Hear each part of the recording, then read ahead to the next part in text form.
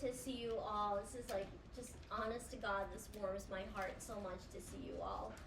I mean, I've been thinking about today, and I keep thinking to myself, I don't really know how to walk into this discussion, kind of feeling like on a high or really hopeful and optimistic, because the reality is we're living in really terrible times. And there is a real serious threat to the working class and to poor people, across this country, and given who this country is, really across the globe. I mean, I think for a lot of us, since October 2023, the world has just felt really dark. It's hard to imagine, to keep your eyes wide open when you're living through a genocide, and it's being committed at the hands of your own country, and you feel so powerless as to what you can do about it. And instead of seeing some progress in that, in this situation, instead feels like we're just going so much more backwards. And so I think a lot of us, right, and I think a lot of you are really young. I think you'll find throughout your life, you're always hearing, particularly from people on the left, there's a real threat, there's a real threat, there's a crisis, there's an urgency. And it's always true, because that's the nature of capitalism. It's chaos and cruelty. So it is always urgent. You do always feel a threat. But I think the political moment that we're in right now, for a lot of us, truly is unprecedented.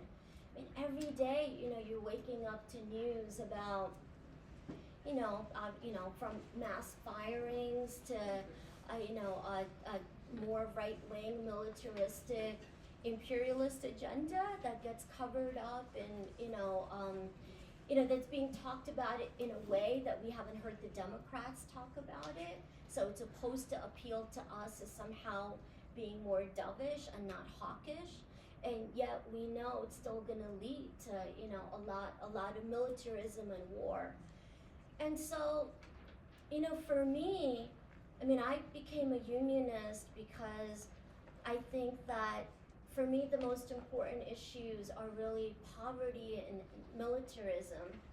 And I look at issues of racism and sexism and other forms of bias as really just extensions for me of capitalism and in particular imperialism. And we're living in a moment right now where all of that feels incredibly heightened, and at a time when things are so polarized, and it just feels like people are really like being bamboozled.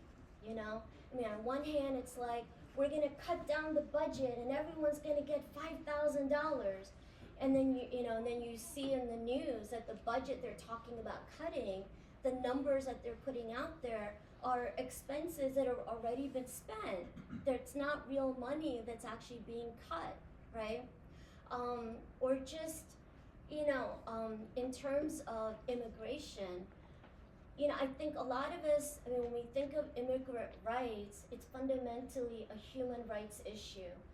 I also think it's fundamentally an anti-war issue, because if you think about why do people migrate, I mean, my parents, I was born in India, my parents came here, we all came here from India.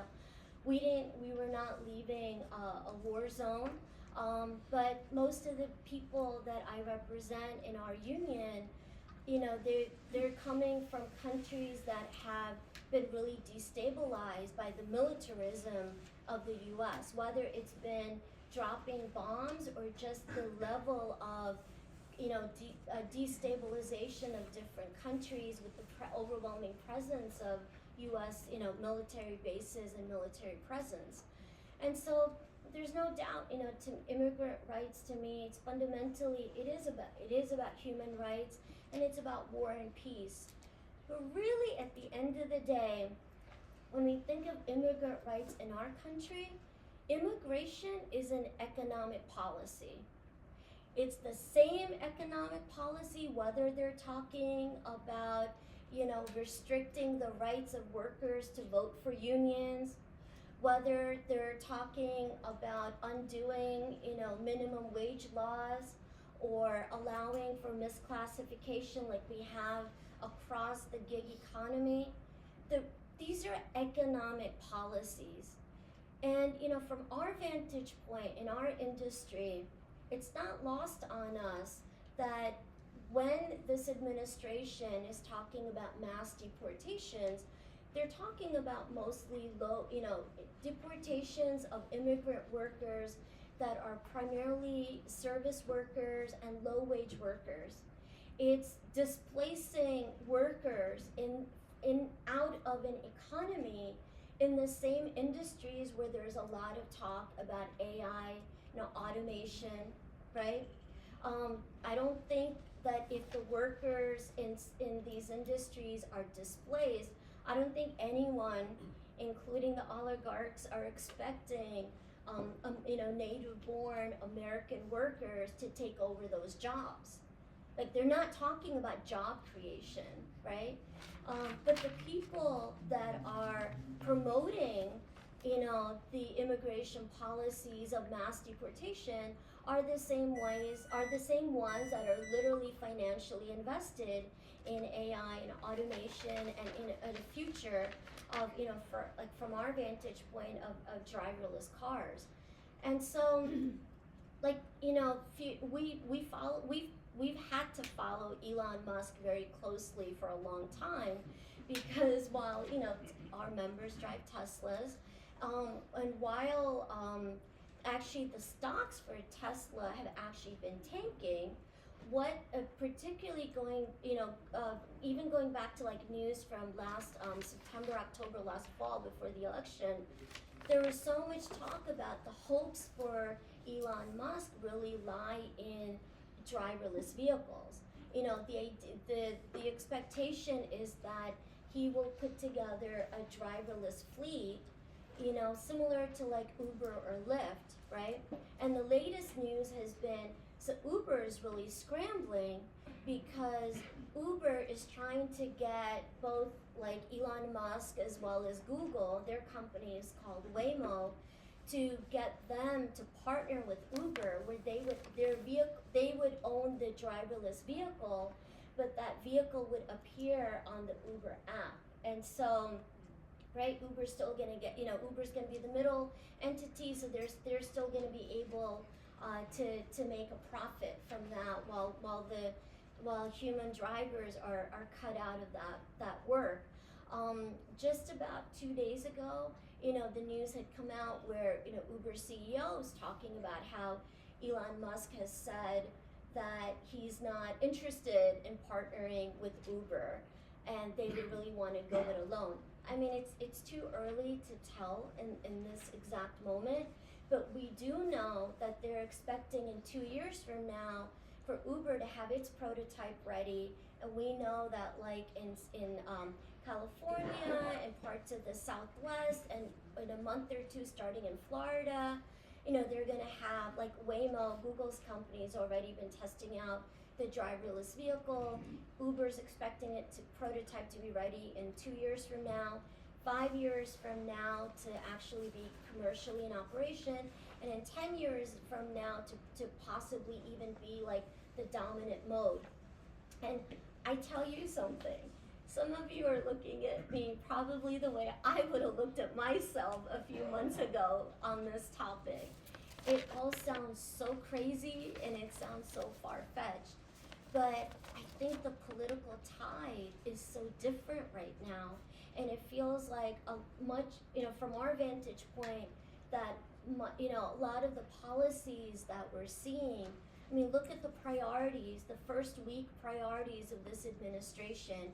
It was about AI, and it was about immigration, and really the displacement of workers. And so we're now in a position as a union of needing to take this threat seriously, and really wondering exactly what's gonna, come down the pike for us in the next couple of years.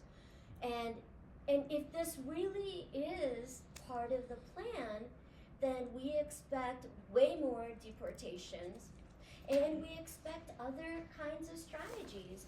I don't know how many of you remember, after 9/11, what they did is they called them registrations, where particularly Muslim immigrants, there would be lines of people. They didn't set up the camps because that was the big debate at the time. So instead, they had people line up and do registrations.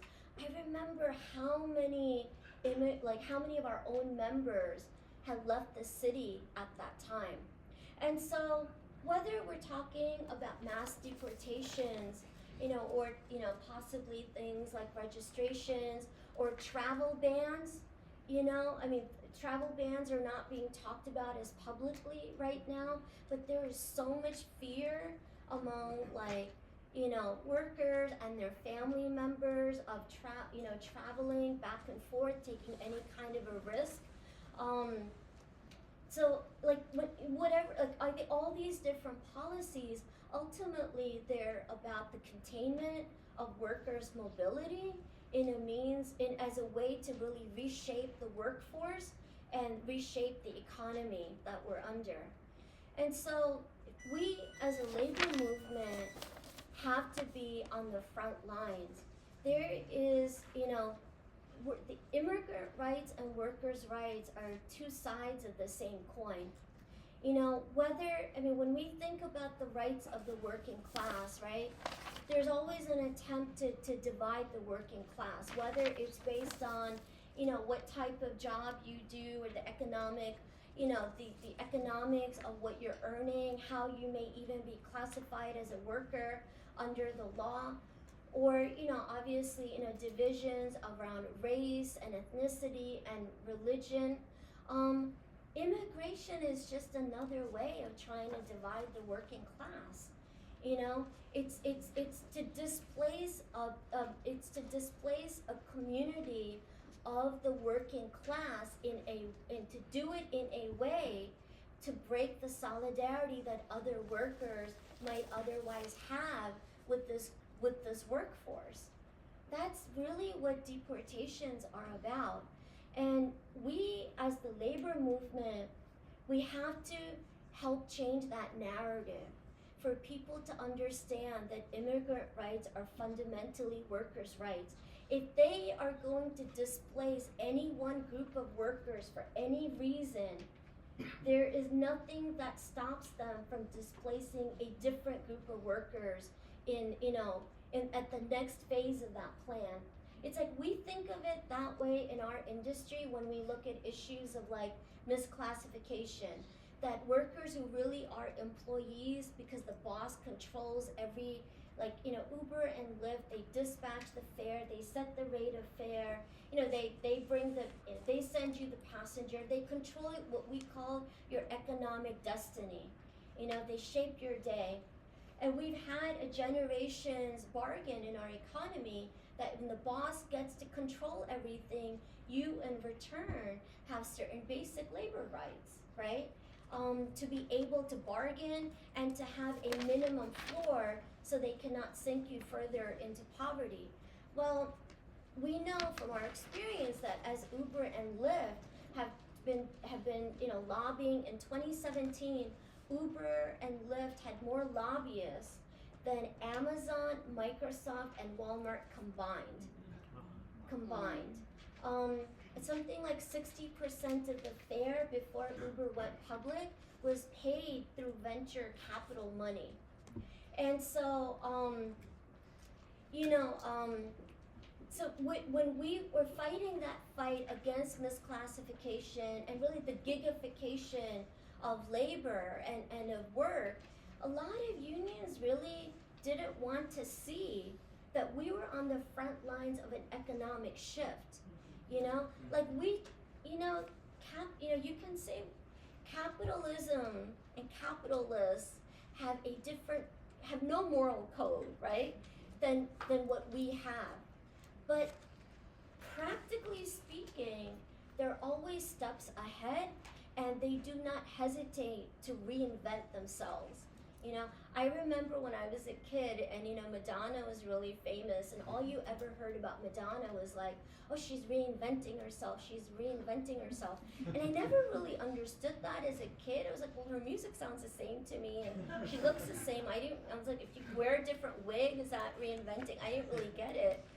But, you know, think about that. Like when we think about pop culture, so much of it is like, as if like, that type of reinvention is like something positive. That's because capitalism does that on the drop of a dime. It is constantly reinventing itself, and we're going through a new phase of reinvention right now. We as a labor movement and as a broader working class movement, we have to find ways of changing the narrative so people understand that all of these issues, whether we're talking about tax breaks for the ultra-rich at the expense of Medicaid and Medicare, the privatization of Social Security, you know, the stripping down of the National Labor Relations Board and the Department of Labor, and the gutting of federal workforce and civil servants who are majority people of color and women, or it's mass deportations. These are all the same attacks. They're fundamentally attacks on the working class, and they are fundamentally a test on the ability of the working class to see through them and to rise together through solidarity. And nobody is in the business day to day of solidarity like the labor union. Workers know you sometimes cannot survive, literally stay alive without each other. Poor people know that in their neighborhoods. Working class people know that. You take care of each other, and workers know it, whether it's on the assembly line or you're on, you know, you're driving on the Bruckner and you could have a flat tire, and you know no one's gonna stop for you unless it's another yellow cab or what we call a TC plate.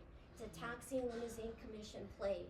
You know, that same sense of solidarity that workers live off every single day to survive, we as a labor movement have to find ways of interjecting around these different issues, you know, particularly around the issues of immigrant rights, whether it's turning out on the pickets, helping with defenses, you know, or really continually saying immigrant rights are workers' rights. That Trump's immigration policy is a labor policy. It is an economic policy. It is not just the business, but it is the existential duty of the labor movement to be on the front lines of labor policies and economic policies. And just one very last point that I want to make. I think the other really important role that we have, particularly as left labor, you know, before the elections, you kept hearing people talk about Trump being a threat to democracy, democracy, democracy. And I think there was such a failure in that narrative because people we're so trained to think of democracy as who's going to be able to vote. It's really hard for a Democratic Party that's been the face of a genocide and has played so many games at the primary level, particularly since 2016, to now anoint themselves as the safekeepers of democracy. Okay, but beyond that hypocrisy, there's the other issue. Democracy isn't just about who is able to vote. Democracy is fundamentally about the equity in our economy. And we really failed to build a narrative around that, you know, and that oligarchy, you know, the extreme consolidation of wealth, you know, is an issue of democracy, not just because those who consolidated that wealth control the rules and law of the land and therefore the distribution of wealth, but they also control, through that they control people's everyday life, who gets to put food on the table and how much food they get to put on the table, those are issues of democracy, particularly under capitalism and in a time of unprecedented oligarchy. And I just don't think anybody else has the clarity, the consciousness, or the language to talk about these things besides left labor. And so I believe that is our role, and honest to God, that's why being in this room and seeing all of you, that's why I feel a sense of hope. Thank you.